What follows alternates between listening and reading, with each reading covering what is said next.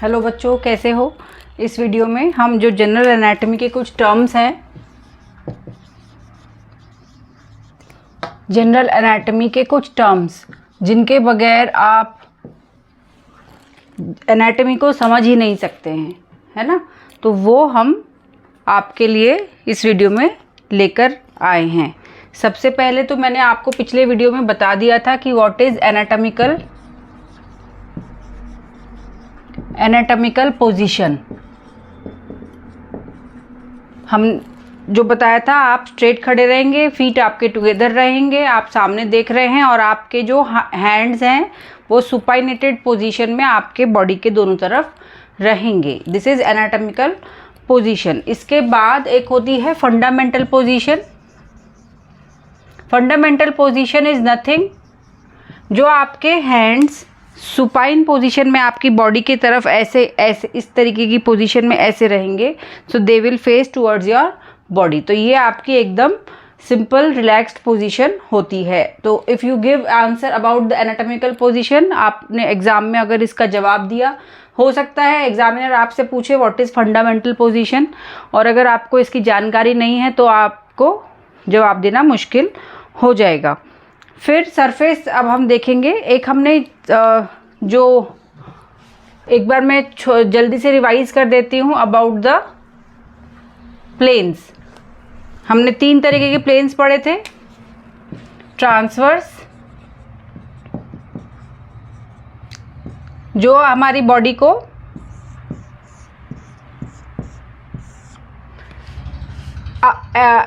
Superior और inferior में divide करता है ना। ये प्लेन आपका ये इस तरीके से प्लेन होगा, ठीक है। इसमें आपका ऐसा कट सेक्शन दिखाई देगा।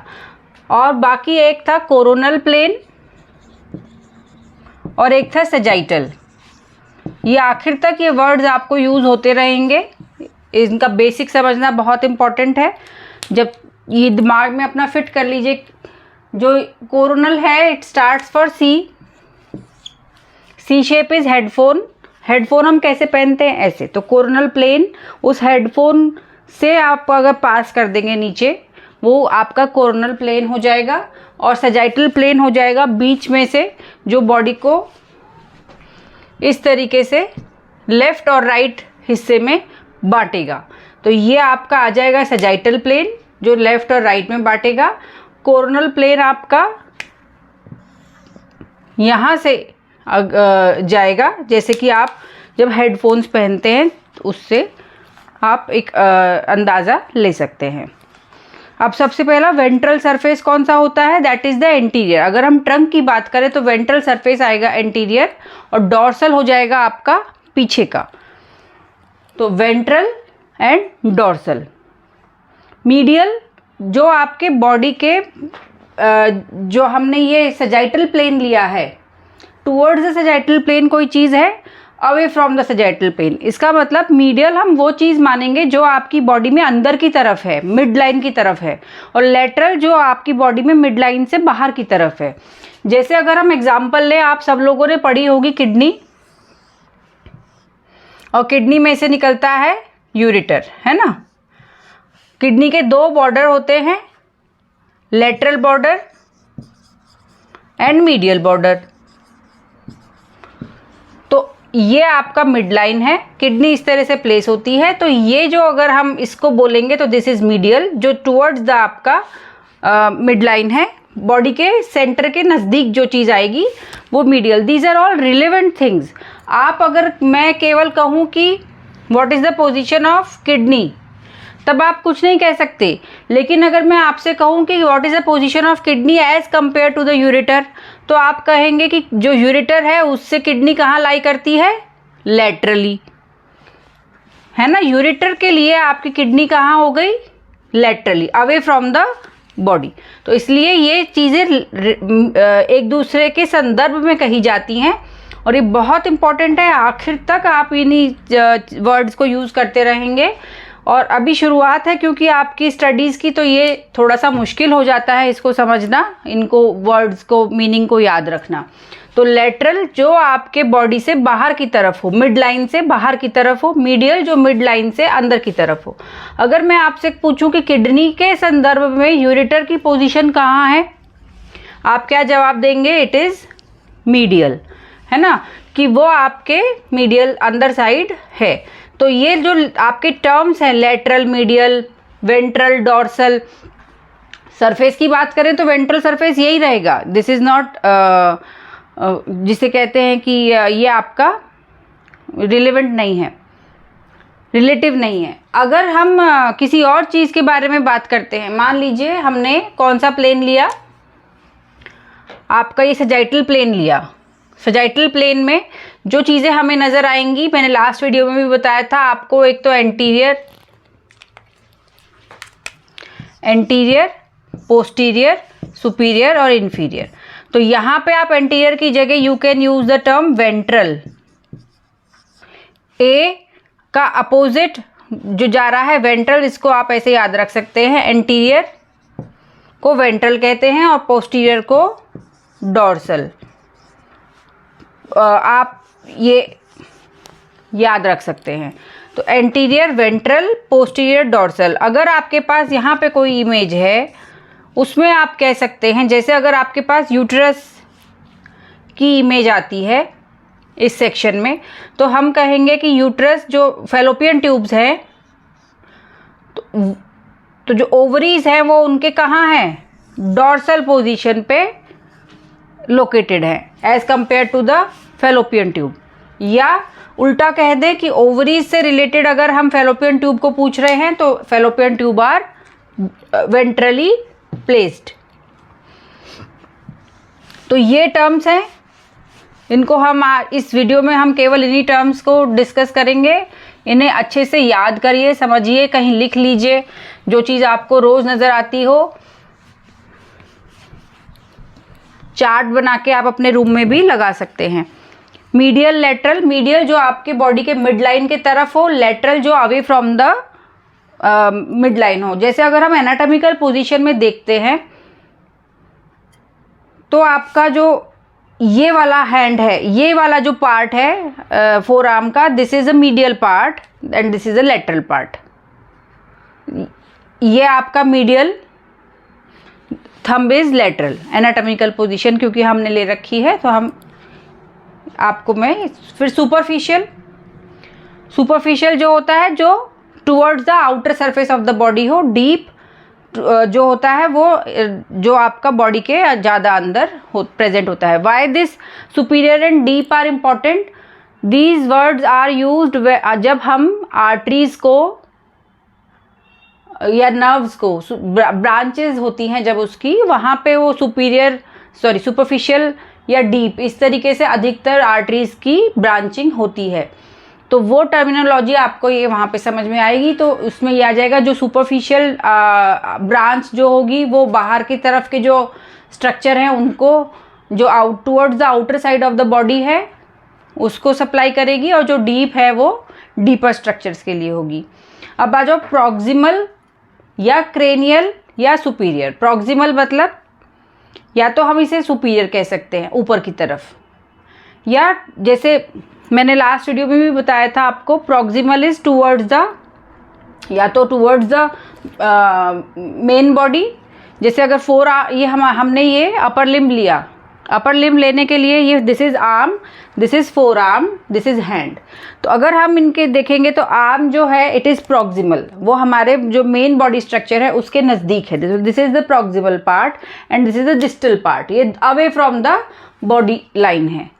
ये आ सकता है, या सुपीरियर आप कह सकते हैं इसको, this is superior, this is inferior. अगर इस तरीके से हम इसे रख रहे हैं तो superior, inferior, superficial, deep, ipsilateral on the same side और and contralateral on the opposite side. खासकर जैसे ब्रेस्ट के जब आप लीजन पढ़ेंगे, ब्रेस्ट के लिम्फ नोड इन्वॉल्वमेंट होते हैं जब मैलिग्नेंसी में, तो हम देखेंगे कि अगर ipsilateral axillary lymph nodes involve हैं, इप्सिलेटरल मतलब जिस तरफ का ब्रेस्ट लीजन है उसी तरफ के एक्सिलरी लिम्फ नोड्स अगर इन्वॉल्व हैं सेम साइड, उसकी प्रोग्नोसिस अलग होती है। और अगर आपका कॉन्ट्रालेटरल इन्वॉल्व है, जिस तरफ का आपका ब्रेस्ट इन्वॉल्व है मैलिग्नेंसी में, अगर वो लिम्फ नोड पॉजिटिव कॉन्ट्रालेटरल भी हैं, कॉन्ट्रालेटरल मतलब अपोजिट साइड के भी हैं, तो उसकी प्रोग्नोसिस अलग होती है।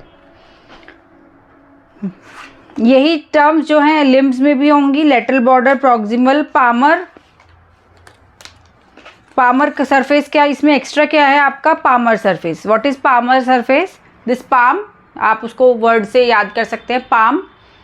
ये जो सरफेस है आपका, इसको हम कहेंगे palmar surface, and this is the dorsal. This is palmar, this is dorsal. एक इसके लिए जो ये होती है supination and pronation, supination, pronation.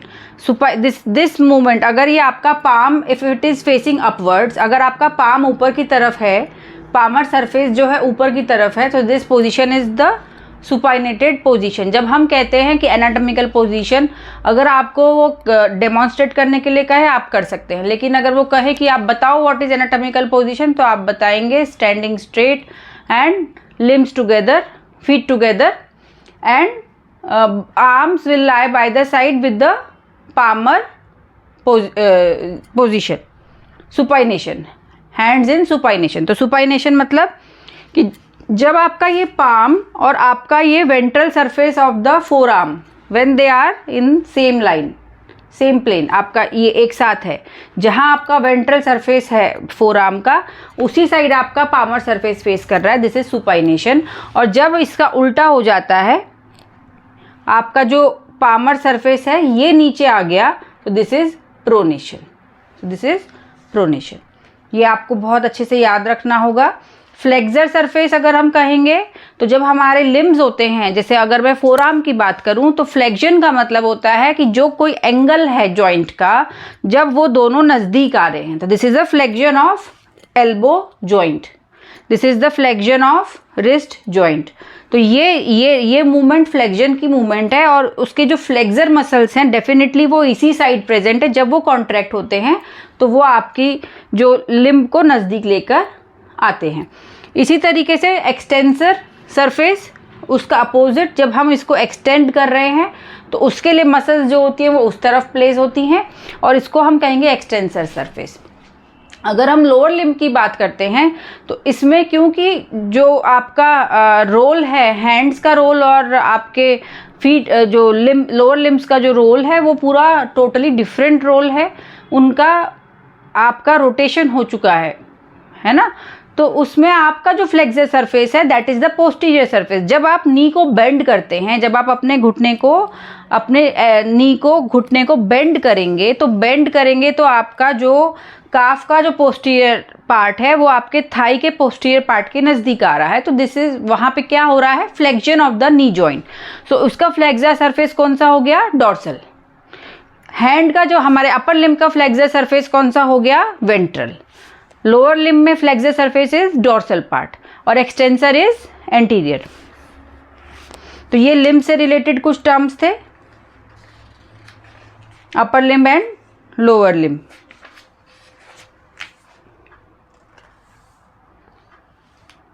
एक होता है क्रेनियल और कॉर्डल।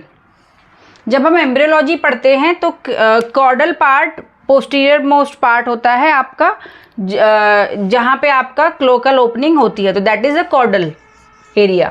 तो ये यूजुअली एम्ब्रियोलॉजी की टर्म है, बट इसको इसमें भी नॉर्मली भी यूज़ करते हैं, क्योंकि अगर हमें कहीं लोकेशन बतानी है तो कई जगह आपको बुक्स में लिखा मिलेगा it is caudal to, caudally located. तो कॉर्डली मतलब towards the lower part of the body, and cranial मतलब towards the upper part of the body. In a sense हम सुपीरियर और इन्फीरियर की जगह ये टर्म्स यूज कर सकते हैं। जैसे वही मैं आपको किडनी बताती हूँ, क्योंकि आप लोग ये पढ़ते आ रहे हैं, दिस इज द किडनी। यहाँ पे आपका ग्लैंड लोकेटेड है, और ये आपकी यूरिथ्रा, पेल्विस एंड यूरिथ्रा आ रहा है। तो this part you can say this is the superior and this is the inferior and. ठीक, इसको हम कहीं पे हो सकता है आपको लिखा आ जाए क्रेनियल और यहाँ के लिए आ जाए कॉर्डल, तो इसमें कंफ्यूज नहीं होना है। अगर आपके किसी ऑर्गन से रिलेटेड ये बात चल रही है तो ये इसका मतलब हो गया this is the superior part और आपका ये इन्फीरियर को कॉर्डल कहा जा सकता है। अब बॉडी मूवमेंट से रिलेटेड टर्म्स हैं, जैसे अपर लिम्ब में अगर हम बात करते हैं फ्लेक्शन, मैंने अभी बताया आपको जब दोनों सरफेस आपके वेंट्रल सरफेस आपके नज़दीक आ रहे हैं, ये सरफेस आपके नज़दीक आ रहे हैं तो फ्लेक्शन हो रहा है, दूर जा रहे हैं तो एक्सटेंशन हो रहा है। अब आपके अगर हम फिंगर्स की बात करें तो this is the movement of flexion and this is extension. ये पूरा अगर खुल रहा है तो this is extension and this is flexion. तो ये फ्लेक्शन और एक्सटेंशन मूवमेंट है। अब शोल्डर, क्योंकि हमारा जो ह्यूमन का इरेक्ट पोस्चर हुआ है, आप आगे फर्स्ट चैप्टर जो वॉल्यूम 1 है उसमें आप पढ़ेंगे इंट्रोडक्शन में, उसमें अपर लिम्ब और लोअर लिम्ब यूजुअली एक जैसे होते हैं। उसमें आपका अगर कॉम्पोजिशन आप देखेंगे, बोन्स का इन्वॉल्वमेंट आप देखेंगे तो सब एक जैसा होता है, सिवाय इसमें अपर लिम्ब में आपको क्लेविकल आ गया है। क्लेविकल का क्या काम है, जो आपका सेंटर है बॉडी का, जो आपकी स्पाइन जा रही है सेंटर है, उससे आपकी उस शोल्डर को अवे कर दिया है थोड़ा सा उसने, ताकि वो मूवमेंट इजी हो सके। तो ये काम किसने किया है, क्लेविकल। जो आपके जो स्केलेटन होते हैं वो आपका एक तो ये आपका जो क्लेविकल को थोड़ा सा, क्लेविकल ने आपके हैंड प्लेस, ये जो ये अपर लिम्ब प्लेसमेंट है उसको थोड़ा सा बॉडी के मिड लाइन से बाहर की तरफ निकाल दिया है, ताकि यहाँ पे मूवमेंट हम हर प्रकार का कर सके। जितने ज़्यादा मूवमेंट आपके अपर लिम्ब में पॉसिबल है, उतना डिटेल्ड मूवमेंट आपका हिप जॉइंट में पॉसिबल नहीं होता है। कौन कौन से, आइए देखते हैं। एब्डक्शन, एब्डक्शन का और एडक्शन, ये दो वर्ड्स हैं, आपको बार बार यूज़ होंगे मसल के, जब मसल्स के बारे में हम पढ़ेंगे, उनके एक्शंस के बारे में पढ़ेंगे। तो एब्डक्शन एंड एडक्शन, एब्डक्ट और एडक्ट, इनमें बहुत शुरू में कंफ्यूजन होता है।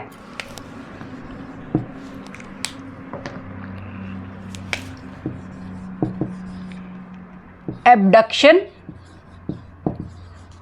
एंड एडक्शन सुनने में भी एकदम एक जैसे लगेंगे शुरू में, ठीक।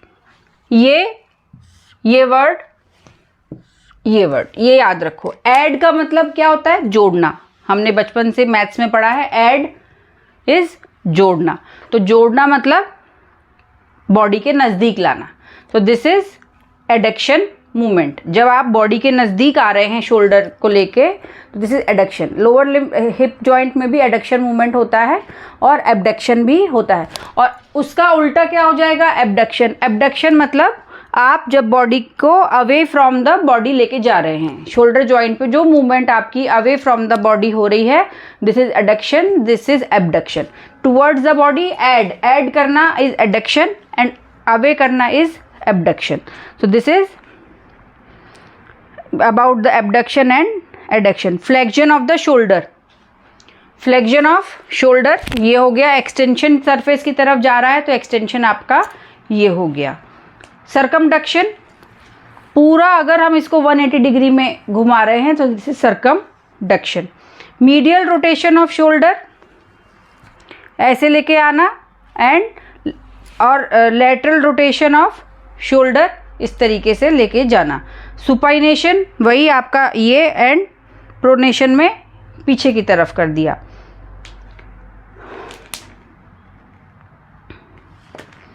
सुपाइनेशन में आपका मैंने बताया है, पामर सरफेस जो है ये ऊपर आ गया। सुपाइनेशन आप लेने की पोजीशन में है, एंड प्रोनेशन आप जब आशीर्वाद देते हैं या किसी को कुछ देते हैं तो आप प्रोनेशन का मूवमेंट लेते हैं। जब आप किसी से कुछ मांगते हैं तो आप सुपाइनेशन का मूवमेंट दिखाते हैं। तो ये जो मूवमेंट हो रहा है, this is occurring at the level of the radius and ulna, जो आपकी फोर आर्म की बोन्स हैं। दिख कहाँ पे रहा है ये आपका मूवमेंट, पाम पे, और हो कहाँ पे रहा है एक्चुअली, फोर आर्म पे।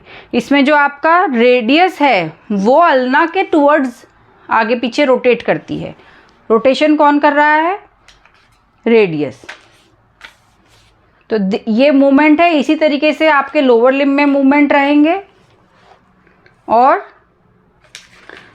कुछ लोअर लिम्ब के रिगार्डिंग मैं आपको बस दो इम्पॉर्टेंट अलग बता रही हूँ, dorsiflexion of foot and plant. जैसे हमारे ये इस सरफेस को पाम कहते हैं तो पामर सुपाइनेशन प्रोनेशन होता है, ऐसे ही अगर हम फीट का सोल देखते हैं लोअर सरफेस, तो जब लोअर सरफेस की तरफ आपका एंकल इस तरीके से बेंट होता है तो उसको कहेंगे प्लांटार फ्लेक्शन, और जब वो ऊपर की तरफ आएगा तो that is Dorsey flexion.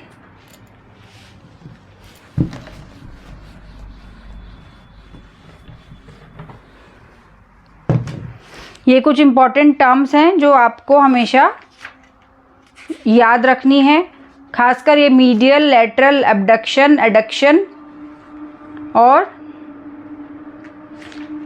Deep और सुपरफिशियल आर्टरीज।